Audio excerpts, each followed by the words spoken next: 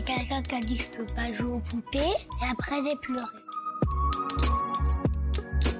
Bienvenue sur Papatriarcat, le podcast qui réfléchit à la parentalité au XXIe siècle pour l'affranchir du modèle patriarcal. Bonjour chers auditeurs, merci pour votre soutien, merci pour les 5 étoiles que vous mettez sur vos applications de podcast, merci pour les commentaires, notamment sur Apple Podcast. Vous me demandez souvent comment est-ce que vous pouvez soutenir le podcast encore plus. Eh bien, sachez qu'il existe l'abonnement Papatriarcat Plus. Cet abonnement vous permet notamment de ne plus avoir de publicité sur les épisodes, de les avoir un jour plus tôt, et surtout d'avoir accès à tous les épisodes bonus qui sont disponibles une fois par semaine, que ce soit avec mes invités et parfois des épisodes en solo où je vous partage mes réflexions sur des sujets précis. Pour vous abonner, il vous suffit de vous rendre sur le lien disponible dans la description de chaque épisode. Je vous invite maintenant à découvrir un court extrait d'un des épisodes bonus. Salut Sabrina. Salut. Ravi de te retrouver à nouveau dans le podcast Papatriarcat pour ce bonus. Et alors tu avais envie de nous parler de ta vision du congé paternité, maternité, parentale, quoi. Exactement. Je trouve que c'est un sujet qui est encore trop peu évoqué, même si on en entend parler de plus en plus. Et le congé parental en perso et en pro, je l'ai vécu, je le vis différemment et je trouve que c'est un sujet qui fait sens parce que il faut bien se laisser le temps d'atterrir en général, surtout pour le premier bébé, on a plein de compétences à apprendre et des fois il faut du temps pour apprendre des compétences et puis évoluer avec ce nourrisson qui devient un bébé puis un enfant et que tout ça prend un peu de temps. Alors souvent je parle du modèle suédois alors qu'il doit pas être parfait mais où le congé parental dure 1 an et peut être séparé comme on veut ou comme les parents veulent en fait. Ça m'a toujours fait fantasmer clairement. Je me dis ça serait bien que ça existe pareil en France. La Finlande vient aussi de mettre ce genre de choses en place, ouais. Ouais. Moi, ce que je sais, c'est que donc au niveau perso, donc j'ai un enfant qui a 7 ans, donc mon congé parental remonte, mais je suis divorcée et ça a été clairement la raison, je pense, cette gestion d'un nouveau-né. Moi, en plus, je suis libérale, donc en étant kiné libérale, on n'a pas les mêmes aides et tout ça. Et c'est vrai que et mon ex-mari était commerçant.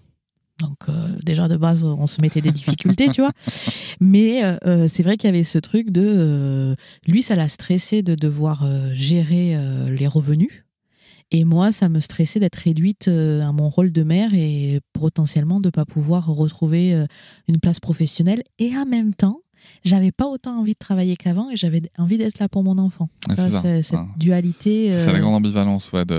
Mais après, c'est l'ambivalence de la parentalité. Exactement. Tout court, tu vois, j'ai envie de dire. Après, c'est vrai que, comme tu le disais dans l'épisode général, tu te considères comme féministe.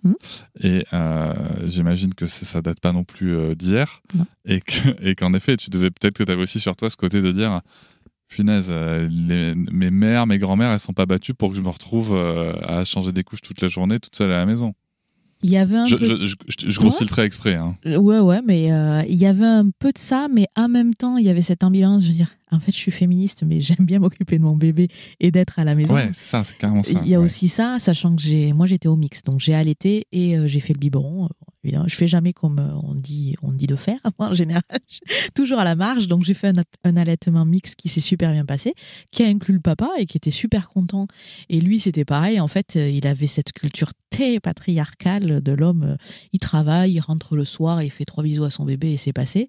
Et lui, il avait besoin de son contact. Il était content de donner le biberon, il était content de s'en occuper. Donc on avait tous les deux beaucoup de schémas à déconstruire. Mais au-delà de ça, moi, ce que je vois de mon expérience personnelle, mais surtout de l'expérience de mes patients et de mes patientes, c'est que chaque histoire est différente et que je trouve dommage qu'on ne laisse pas la possibilité à chacun de choisir parce qu'il y a des papas qui aimeraient bien avoir un congé parental de 3 ou 6 mois.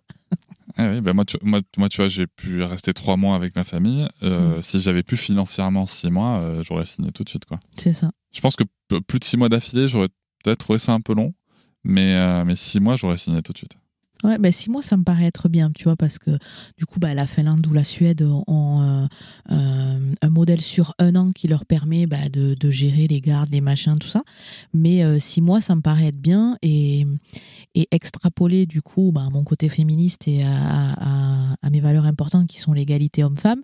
Je trouve que sur le milieu du travail, on sait très bien que à la trentaine, une femme, on va lui demander, ou si on va pas lui demander parce que ça fait tâche, on va se poser la question si elle va avoir un enfant. Si ce congé parental était égal et égalitaire, finalement, ça serait les mêmes contraintes pour une entreprise, que ce soit un homme ou une femme.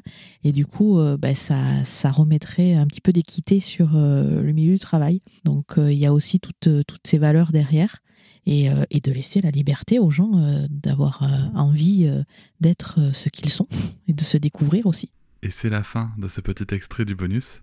Je vous invite bien sûr à vous abonner à Papatriarcat Plus dans le lien en description de chaque épisode du podcast. Mais vous pouvez aussi, si vous le souhaitez pour soutenir, mettre 5 étoiles au podcast, me rejoindre sur les réseaux sociaux Instagram, Facebook, et aussi ne pas hésiter à commenter et à partager l'épisode, le podcast et bien entendu les contenus sur les réseaux.